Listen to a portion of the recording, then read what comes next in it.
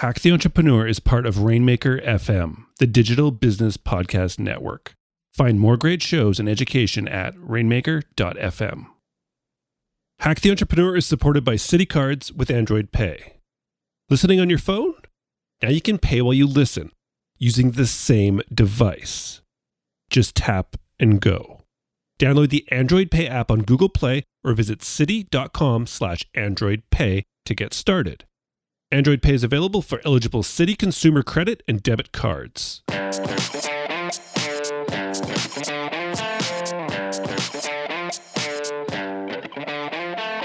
Welcome to Hack the Entrepreneur, the show which reveals the fears, habits, and inner battles behind big-name entrepreneurs and those on their way to joining them. Now here is your host, John Naster. Hey, this is Hack the Entrepreneur. Thank you so much for joining me again today. I'm your host, John Naster, but you can call me Johnny. My guest today is an audience growth farmer, syndicated radio host, and an entrepreneur. He's the host of the Appetizer Radio Show, an indie music program heard across the U.S. and internationally. He works with musicians to build audiences of diehard fans. He has helped countless musicians take their music to the next level. He's the author of the DIY Musicians Radio Handbook and the creator of the Indie Radio Promotion Course. Now, let's hack. D. Grant Smith. Hack the Entrepreneur is sponsored by Citi Cards with Android Pay. How cool is it that we live in a world where you can use the same device to listen to Hack the Entrepreneur and buy your morning coffee, groceries, and more? And did I mention that it's a super fast way to pay? Just use your Citi card with Android Pay at the register. Get in, get it, get going. Download the Android Pay app on Google Play or visit citi.com/AndroidPay to get started. Android Pay is available for eligible Citi consumer credit and debit cards.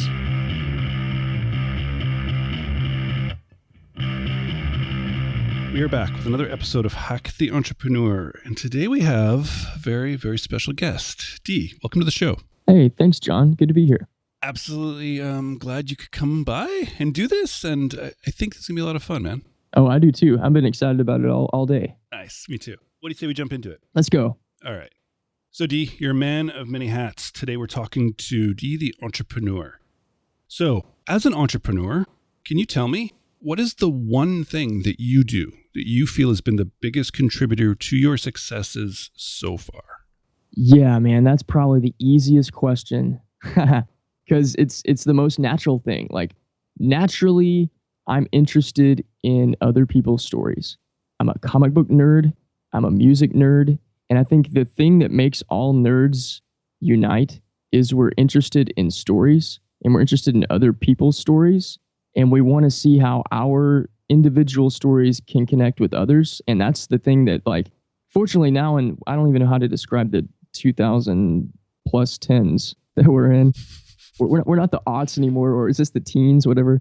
Like in the 90s, as a kid in the 90s, like being interested in Batman and the Avengers and anything that was, comic book nerdy, like, got you thrown into a closet and hidden from the outside world. And being a fan of punk rock was like, okay, I'm gonna let my anger and my tension of being cast aside for having these unique interests kind of, get even or do something with those energies and stuff. But in today's realm, like, everybody knows that they have a story and they want to be able to communicate it, and they can, because now we have the technology and in some ways we're more open to engaging with people in ways that we, I think, culturally haven't been before. So the thing that has made me successful in every single thing that I've done has been connecting with people on a one-to-one basis. And I've never really been good at figuring out how to do things that become popular. To me, popularity doesn't really work for most people, but it seems like people try to like fake it till they make it. In that way, I'm not good at being popular, and I don't want to be. I'm really good at building one-to-one relationships with folks, and that's the thing that has led to every single piece of success that I've ever had, whether it's been building my own company or helping other people build theirs, is building one-to-one collaborative community-focused relationships where everyone wins and it's reciprocal and there's wins all around. Brilliant. I love it. And so this idea of everyone knows we have a story, how is this because of social media, do you think? Like, this is totally going off on a tangent, but Yeah. like, why do we, and it's true. Like, I mean, that whole idea of like Marvel and stuff, which was totally geeky Avengers, and now it's like owned by Disney, and they're like break records every time they put out a new movie, which seems to be a few months. Right. And it's like mainstream. But then on the other side, why is it that now we all, like before it was like you have a story if Disney allows you to. If you're a musician, you have a story if Sony Records allows you to. Now it's just like, well, we can just speak into a microphone, or we can put out a video, or we can write something and post it to Medium. Like what is it that pushes us to have that story and to feel selfish enough that we do? I think that question has a lot to do with a lot of things. I think we have evolved to a place where most of us realize if we're creative at all, we realize that our creativity isn't something that's just for us. It's got to be for other people. Otherwise, it's no fun. I think you and I both operate in a lot of ways in the music space, but musicians that want to build everything on their own and don't want to do stuff that appeals to or involves like an audience, and they just want to make art for the sake of making art, that's people that like living in small places and living in bubbles and being on islands. And islands, Gilligan was trying to get off his island every single day, you know? like the island isn't where you want to be. You want to be in the place where there's other people. So what I think has happened is, yes, technology and social media and all that stuff has contributed to that, but we've also seen the power of the underdog inspiring other people to do big things. And so we've got decades of these great stories that we've been watching in movies and we've been listening to in radio and reading about in books and stuff. And everybody's saying, oh, how can I take what's interesting about me or what I think is interesting about me? Or do I have a story that can compare with that? And, you know, like I spent a lot of time when I was a kid growing up in places where there was a lot of older people and older people talking about, you know, their experiences in their lives and making comparisons of their experiences to who their personal heroes were. And then, you know, being a comic book fan, I would take my story and try in my mind anyways, make a comparison to one of my heroes and be like, well, you know, in a way, this is kind of like Bruce Wayne deciding, you know, when he was going to do blah, blah, blah, blah, blah, blah, blah. And it's two totally different worlds, but, you know, we want to sync with somebody that we know and that we're inspired by. And so because of that, like we find ourselves wanting to tell these stories. And now that we have the technological capability of doing so, it's easier to do that now than it's ever been before. And also, I think another thing that's come into play is, at least for me in the culture that I grew up in, I was taught as a kid that I shouldn't talk about myself. And it was framed as though I was bragging if I talked about something that I did that worked. And it was framed as though it was like a negative thing I shouldn't do. Like only people that are really selfish talk about themselves. And there are some really selfish people that do talk about themselves all the time. But we need to talk about the things we're doing that work. We need to share those stories with other people. And so other people that, you know, have been doing social media a little bit longer or don't feel the same hindrances that maybe I do, or maybe even you do, John, about talking about ourselves, they've already gone first and it's worked for them. And so since they went first and they've done it, then why can't we do it? And so I think when you take all those things and you put them together, that's why we're seeing more of it today. Yeah, it's kind of it's a profound change. And the idea of not wanting to talk about yourself, it sounds like you're Canadian like I am. I still struggle with that. I grew up in the South in America. In the South culture, like, you know, there's a lot of old-fashioned ways that are still prevalent. And that's kind of, you know, I grew up in a religious home and there's a lot of stuff that kind of came with all that too. And, you know, things you do and things you don't do and stuff like that. So that was more of, and I'm still kind of relearning. I don't want to say unlearning because there's a lot of stuff that's in that culture that's really good and really healthy. But there's a lot of stuff that I don't know, I think has kept me from doing a lot of the big things that I want to do. And so I'm relearning what that means. In that way, do you mean like it's like a mindset shift? Absolutely. So you've been at this game of sort of creating your own destiny for quite a while now. Like, is this something you've realized that it's not so much like not about skills or like innate attributes you were born with, but it's sort of the mindset of knowing not only that like your story is worth telling, but that anything you create is worth creating and putting out into the world. Yeah, for me, like when I decided to not work a 9-to-5 job, it wasn't because I had an epiphany where I woke up one day and was like, I was created for something more than this.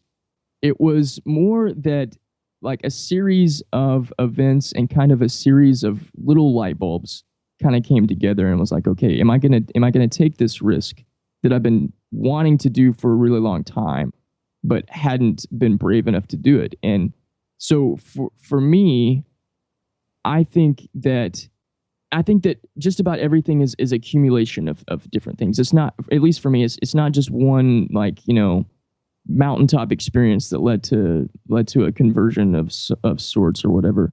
It's more of a series of things that happen. And yes, it is a mindset change. And I'm in a process of undoing a lot of negative thoughts that I've believed for a really long time about myself. Now, I've achieved a lot of stuff, but I think I could have done so much more, and I will do so much more when I come around the bend of this mindset change. So if I can give just an example of that for my story, I'm a smaller person physically. Like I'm 5'7" and I weigh about 115 pounds. I'm a little dude.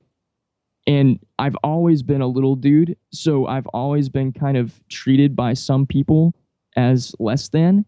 And I believed that about myself for a long time because that's the way that I was treated. And so what that did for me was it put a little chip on my shoulder and wanting to beat the bullies of society and beat the bullies of my social circles and whatnot, and overcome the debilitation in terms of the attitude that was there. But at the same time, I believed the things that they said about me. And I think all of us have a little negative voice inside of us that tell us the things that we can and cannot do. And if we choose to believe that voice, then that's the stuff that ends up happening. So the things that we fill our minds and our hearts with end up being the things that we end up doing and the things that we end up attracting to us. And I have realized over the past several months, this like series of epiphanies have happened where it's like, oh, okay, the reason that this is the way it is because I've thought that and I've believed that. And I've believed it over and over and over and over again. So if an opportunity pops up, and this used to happen a lot more, an opportunity would pop up and the first thing that would come into mind was, oh, I can't do that. But it wouldn't be me saying I couldn't do that. The thought would be, you can't do that, but you was talking to me, if that makes any sense. Dude, that makes so much sense. Like, you're not the only person who's ever gone through that. And I know that doesn't make it easier. That's not the point of it. But yeah, that's... Yeah, so here's what I'm doing now to change that, because I realize that the mindset is wrong. And I'm experiencing more people that have very, very positive outlooks on themselves and outlooks on other people. And I find myself drawn into them and I want to hear them talk more and I want to have more conversations. And that's got to be a sort of scientific, I know it's a psychological thing. It's got to be a scientific thing. That I'm a member of Toastmasters International, which is a great thing. I encourage all of your listeners to look into that for your cities. Like, it's a great way to build leadership and a great way to overcome some fears. And that's something, one of the reasons why I joined. But one of our members gave a talk last night about the differences between positive and negative people and the scientific results of positive and negative people. Positive people live longer and they have more peace and happiness and they build more wealth. Negative people don't. So if I have allowed negativity to be a part of the way that I think about myself and the way that I think about others, I've achieved a strong level of success doing a lot of things on my own. But how much more can it be, even scientifically, if I change my mindset? So here's what I'm doing. I wake up every day, thanks to my cat, because he comes in and meows at 6:30 in the morning. His name is Brody, and I'm thankful for him now. I was begrudging for a little while. But he comes in and he wakes me up at 6:30, and I get up and I feed him because that's the ritual. But then I go for a walk for about 15 to 20 minutes around my neighborhood. And while I'm on my walk, I organize my day mentally, but I tell myself some things that I want to be the way that I think all the time. I tell myself this. I say, I believe in me. I believe in me. And then I tell myself, I am full of love and joy and peace and wealth and happiness. And the things that I give to others through my life is love and joy and peace and wealth and happiness. And the things that people experience from me are love and joy and peace and wealth and happiness. And what I'm finding And this is slowly building, but it's great. What I'm finding is more of the people that I want to be drawn into are the people that I'm drawn into, and I'm attracting more of that kind of circle around me. And I'm feeling better about the process. I love it, man. I love it. It's awesome. And it's so cool that you shared that with us. And so Brody the cat is basically like your personal coach. No, my personal coach is named Steve, but Brody is a... I'm going to give all the credit to Brody. Sorry, Steve. But BrodyTheCat.com should be a new site, and like you can hire the cat out. I think he is the best salesman that I've ever heard, because as much as I want to be upset with him, like he's gotten timing down really well. There was one day he came in, I feed them at 5 o'clock in the evening too. He came in at like 3:30 and he was meowing a lot. And I'm like, dude, you've got an hour and a half. So the next day, literally at 5 o'clock, he came in and started meowing. And I wanted to like, dude, and then I looked up at the time and I'm like, wait, it's 5 o'clock. He's so right. I love it. I love it. So at the beginning, you said your one thing is the most natural thing in the world, which is you are interested in other people's stories. Now, personally, you've struggled with sort of the confidence and I guess the appropriate mindset for growth and for tackling the things you want to tackle. But let's talk business, because in business, all the experts, quote unquote, say now, they talk about the 80-20 rule, right? So you're supposed to do 20% of the work, get 80% of the results. You're supposed to do what you're good at and delegate the rest. D, within your business, can you tell me something that you are absolutely not good at? Yeah. Oh, there's a lot of stuff. I'm not good at some of the automation computer side of things. And I think that makes sense. Like, since the people side, and just so we're clear, like, it might seem like I have that personality where I'm very gregarious and feel really comfortable in front of people. And in certain circumstances, I do. When I can talk about things that I'm naturally gifted at, or if I get to present or something, like, I can get in the mode real easy. But my most natural inclination is to be like more one-on-one with people that I know. So I'm sometimes a little shy around people that I don't know very well or don't know at all. But the thing that I'm not good at is, and this is something, like, I spend a lot of time figuring out the technology side of business, because it usually is, you don't get to talk to a person to walk you through how to actually set it up and put it together. You've got to read all these blogs and watch all these videos, and actually the videos would be way more helpful. But it's always like these step-by-step things where somebody has sort of mapped you through the process, but there's a lot of things that they leave out that I guess I'm supposed to automatically know how to do or already know how to do.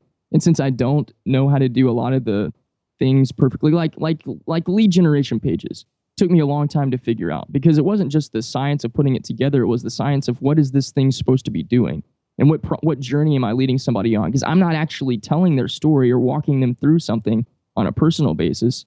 I'm setting up like an automated system where they click on this and they fill this thing out, and then that leads them to here. Like, that took me a while to wrap my mind around, because it wasn't personal, it was digital. And so the digital stuff, honestly, is something that I don't do very well, but I am making myself learn how to do better, because it is an important part of this thing, and this thing being business and this thing being growth. And, nobody can get in front of, in a one-to-one basis, every single person that's going to come to their website, or every single person that's going to come to your blog page or your Facebook page or whatever. Like, you're not standing there like at a bridge as the gatekeeper saying, "Oh, it's good to see you today. Well, today, we're gonna show you this new blog post I wrote," and like, it just doesn't work that way. You're leading people on a journey. So the digital media and technology side of things, I'm not very good at. I'm getting better at, and I feel I'm better at them than I've been in the past. But at least for my own business, like, that's been something that I've struggled with. That's cool, man. I appreciate that. And you're right. And something, so just quickly, that like really, really helped me with this was, and I think it'll probably be even easier for you, is because you're interested in people's stories. But when you go and you're trying to bring it to the tech side, I actually physically sit down and I'll sort of write out even an outline of the story, like the story that's going to take place for that person. If I set everything up correctly, sort of how it plays out, like what the what happens, the denouement, like things that like whatever it is that they have to overcome, what it is and how I'm going to help them do that. And then you just kind of set the tech up to make sure that they stay on that storyline. And I learned this from like the software world, but it works really well for anything, because if we think too like nerdy and digital about the tech side, we lose the personal side, but it's just a human being trying to go through what you've created for them, because you're right, you can't be there one-on-one with them. So for me, like, and I think it's interesting that you've got all that experience in the tech side. So I spent 13 years working for a public radio station where my job was to literally capture people's stories and then play them in a digital form, but it was also broadcast. But like I was actually having these conversations with people and recording, asking them questions and recording stuff and telling stories, and more of a, you know, our audience was fairly large, but like it's more of a one-to-one kind of connection. And then I left there and I actually went and worked for a startup tech company doing marketing stuff. And they primarily built apps and wrote software code and stuff like that. But going from radio into that world was a big transition, because there was a lot of things that I wasn't as knowledgeable or experienced in. And then I spent a couple years doing that and then transitioned into doing more marketing stuff with a couple businesses. But I think kind of going back to what we were talking about a minute ago about how any transition and thing that we're kind of doing now is the result and the product of several different influences. Yeah. It's still taken, like, I'm 3 years after that transition from the radio station now. And I'm just now starting to pick up on stuff that people were telling me 3 years ago when I was making that transition. Like, it's now starting to make sense. And I think that one of the things that hinders people from jumping into the entrepreneurial pool is that they don't have everything figured out and it all doesn't make sense to them. And if it's hopefully a bit of encouragement to you guys, there's a lot of things that don't make sense and that they probably won't make sense for a long time. But swimming in the pool is about swimming in the pool. Like, you don't naturally just sit there and float. Like, there's swimming and there's movement and stuff that's involved.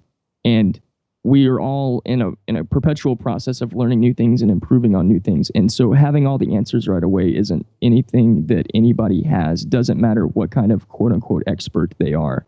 Nobody has all the answers to the questions. Amen, man. Amen. Absolutely, totally true.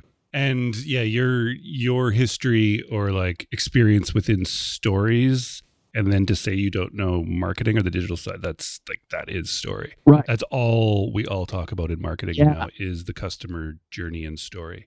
And if you have that experience, man, people, they're not disparate sort of things where there's storytelling and there's marketing. They are one and the same.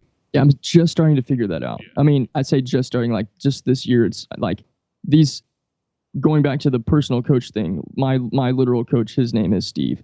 And but there's things that he's been telling me for 2 years that I'm like, oh, whatever, you know, I don't get it. Like, I thought that it made sense, but it's like 2016, I crossed that threshold into January.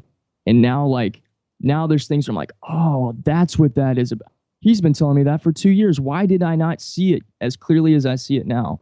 And I think sometimes, like, we have to kind of go around the mountain a couple times before we recognize that, oh yeah, this is a mountain that we're on, and I could actually go up the ladder here instead of going in circles. But now I see the ladder. Now I recognize where it is. Now I see the staircase. Now I recognize the little trolley line that takes me up to the next peak or whatever. So yeah. That's awesome. And this is like a great segue now to the place you are, and with the confidence and mindset you're gaining, to take us to projects. And projects as like a loose term. So whether that was a new course you wanted to create, whether that was a new podcast, or just a new direction or venture you want to take yourself or your business into, I want to know what your process is, and whether it's an internal like gut process you have, or if it's like a written process. But when an idea comes to you when you're out on your walk in the morning, or it comes to your inbox, or just has been sitting there for a long time and you want to take action on it, I want to know what it is that makes you decide that a project is now worth your time, energy, and resources. That is a great question. That is a great question. I write a lot of stuff down. I don't know if this is my Southern culture, or if I'm just an old soul, or a combination of the two, but I use pen and paper a lot. So I have a little journal that I carry with me in my back pocket, and I have a pen that I carry with me in my front left pocket.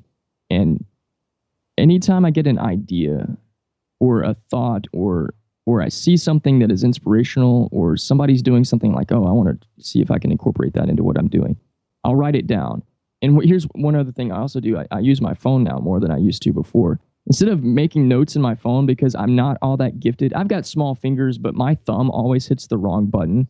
It always hits I instead of O every single time. And I'd rather not cuss out my phone like in front of a bunch of people. So what I do is I use the voice memo pad or the voice memo, and I'll record myself like writing my idea. But taking the idea and turning it into something that's actionable. What I'm working on now, I guess to put this into more real time practicality, I wrote a book that was published in May, and I realized that not only did I tell my story in the book, and not only does the book also help other people grow and build things, it's DIY Musicians Radio Handbook. It's about indie radio airplay, and if you're not a musician, you think, well, that's not something I would have any interest in.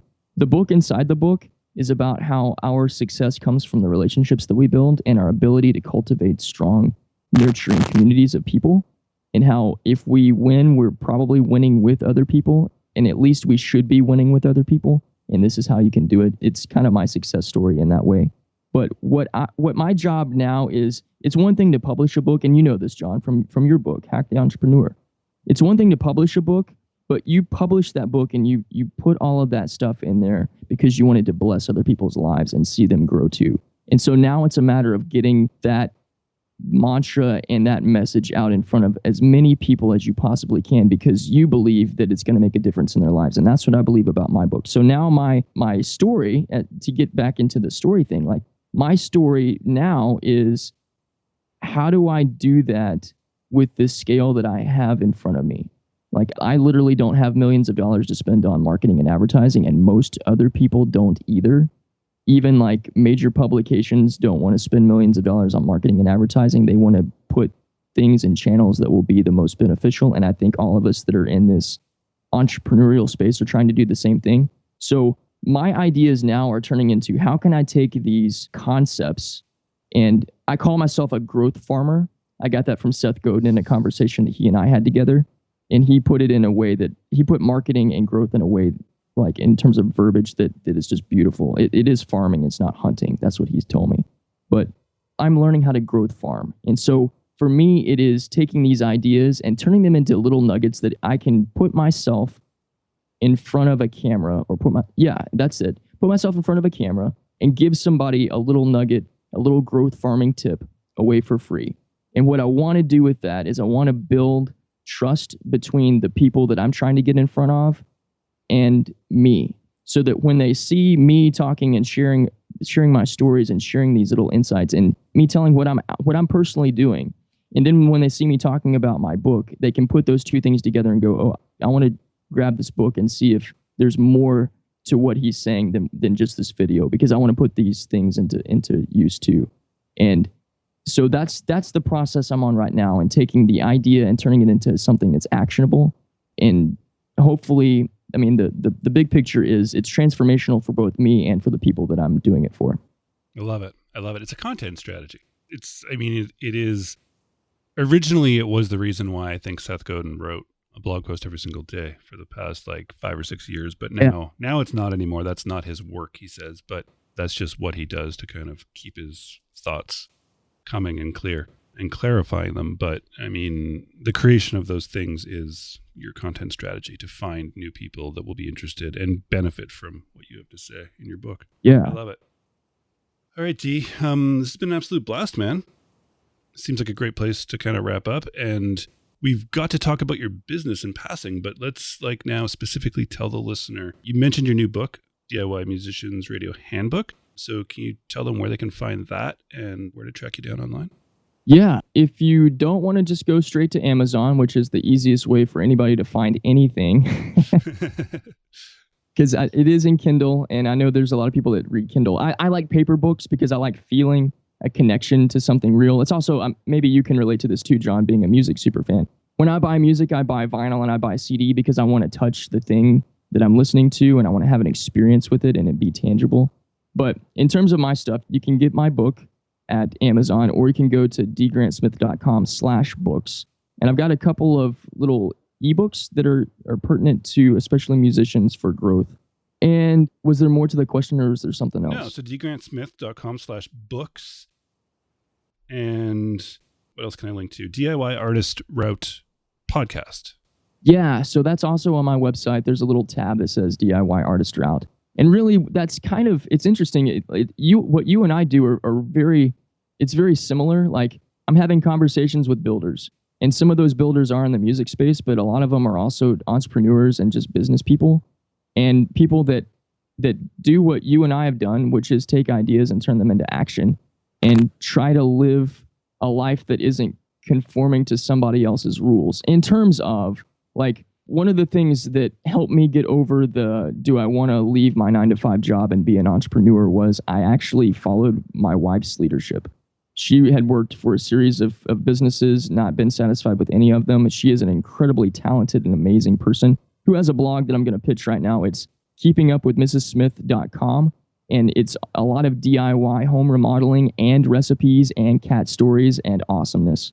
But when she decided to not go back into the 9-to-5 world after a job didn't go the way it should have, and she decided to become an entrepreneur, like, that was the inspiration that I actually needed, because I could see the transformation in her and the way that like it brought her joy and stuff. And so that's what it's done for me too. And I think I've taken a tangent in answering one of your questions, but yeah, the podcast is available on my website. Awesome, man. Awesome. So dgrantsmith.com/books, the DIY Artist Route podcast is on there as well. keepingupwithmrssmith.com. I will link to that in the show notes as well. And I'm going to track down Toastmasters for everyone to check out in their local area. And I'm going to hopefully find a picture of Brody the cat. Go to if we're friends on Facebook, I've got it. Actually, I probably have them on my business Facebook page too. Okay, we'll track it down. We take a family Christmas photo every year. I love it. I know that I sat in a chair and took a photo with him. He's fairly photogenic. He's got some really interesting markings. Nice. Awesome, man. So I'll link to all those in the show notes. Awesome. Thank you. All right, D, once again, thank you so much for joining me. Thank you for sharing. Thank you for taking the time. And please just keep doing what you're doing, man, because it is awesome and inspiring to watch. Well, thank you very much, John. And you know what? Thank you for doing what you're doing. And thank you for, being somebody that's really easy to connect with and easy to talk with. Like, this has been awesome. Thanks, man. D, thank you so much for joining me today. And thank you so much just for sharing and being so open and honest in your answers. I really do appreciate it. And I think, and I'm hoping you out there listening appreciate it as much as I do. Don't forget to reach out to D on social media or on the site at dgrantsmith.com and follow up with any questions, comments, or just tell him he's pretty awesome. All right. So we've reached the point in the show where we need to go back. We need to go back through the conversation, and we need to find that one thing. Because there's a lot of things that D said. There's a lot of things that I said. But there was one thing that D said. There was that one thing that was so very clear. Did you get it? Did you hear it? Let's do it. Let's find the hack. I think all of us have a little negative voice inside of us that tell us the things that we can and cannot do. And if we choose to believe that voice, then that's the stuff that ends up happening. And that's the hack. D. This, I believe, is the shortest hack I've ever had on 250 something episodes. But that is definitely not to, like, in any way undermine it or undercut it or make it less profound. We all have a voice inside of us. I think you said a negative voice, which it can be that negative voice or it can be a positive voice, but it is there. And it is that thing that gives us the fear, right? The fear of launching something, the fear of putting a part of ourselves out there to the world for others to like or hate or to talk about or whatever it happens to be. But it's absolutely true. We have that voice and we need to, I don't think we can get rid of that voice. I mean, meditation is part of sort of controlling that voice and sort of like understanding it. But I think it's the awareness of it and knowing that you're not alone and you're not the only person who has this feeling. I think even like people who learn to really launch things and build businesses, it's not that we've eradicated that voice. It's just we've learned to, I mean, it's like myself, why I typically, if I come up with something and an idea, I need to kind of just plow through it in like a couple months and get it out the door. Because as soon as things start to take too many months, that voice builds up. And it builds up so much that you just can't launch. You just get paralyzed with it. And then that whole perfection, and you're trying to be perfect, but really that's just people trying to like quiet that voice down. And so you just have to know that it's going to be there and push through it anyways. So the quicker you can do that and get things out, that's why in software, the comment is that if you don't look back in 6 months or in a year on version 1 of your product or your software, that you waited too long to launch. It should be so new and fresh. And the reason for that is not just because you want to launch something that's not ready and not embarrassing 6 months later. It's because the longer these things take to get out, the more that voice tells us not to and harasses us until the point that it never happens. Absolutely true, D. And I thank you so much for sharing that. All right. Well, that was a lot of fun. So interesting. I've never even mentioned this to you. Showlist.io. Showlist.io. This is for the music geeks out there, like myself. So this is actually, I just thought of this as I was sort of going off there. Something I came up with about like 8 months ago, came up with this idea. I just like created a list. I was down in Austin with my wife, and I created a list of bands that I had seen live. And once I did that with a Google Doc, then there was nowhere to put it. So I kind of put it out of the back of my mind, but I had some time this summer. So I decided to create a site, and it launched like a week and a half ago or so. And it's completely free. But for the music geeks out there, people who've seen lots of shows, like concerts and stuff like I have, you can go there and you can list all the shows. You can listen to music through Spotify on it. And it's super MVP, as we say. It's a minimum viable product. So go check it out, no matter what, showlist.io. But this works in really well, because in 6 months, in 3 months from now, I'm going to look back and be like, oh my goodness, I can't believe I launched it like that. But I know myself that I have to. If I kept it and hit it while we kept building it and building it and building it, I know that it would be too much for me. So I have to just put it out there, and now we'll iterate and build off of it. And it's going to become something really, really cool. In a year, in 6 months, it's going to be completely different than it is now. In a year, it's going to be just way better, cooler, faster, shinier, all those things. And it's going to have tens of thousands more people using it. But it's still out there, because that's how it has to be. So yeah, check it out, showlist.io. Drop me, hit me up on Twitter after, or on email, john@HackTheEntrepreneur. Tell me what you think about it. Tell me if you have any suggestions. Go through like the onboarding, we call it, when you sign up at the beginning with your email, for free, of course. But then there's like a process of going through and like remembering some shows and getting some suggestions. Tell me what you think about it. I'd love to hear your opinion. That's how it's going to get better. But yeah, it's my latest, coolest, newest project. I finally merged tech and music. So yeah, check it out. It'll be fun. All right. Thank you so very much for your time. Thanks for stopping by. 100% truly appreciate it. And please, until next time, keep hacking the entrepreneur. Thanks again for listening. If you have an extra minute, please go to podpoll.net. That's podpoll.net to take a very short anonymous survey about today's episode. It would be a huge help to the show, and I'd appreciate it very, very much. Again, that's podpoll.net for the quick survey to help the show.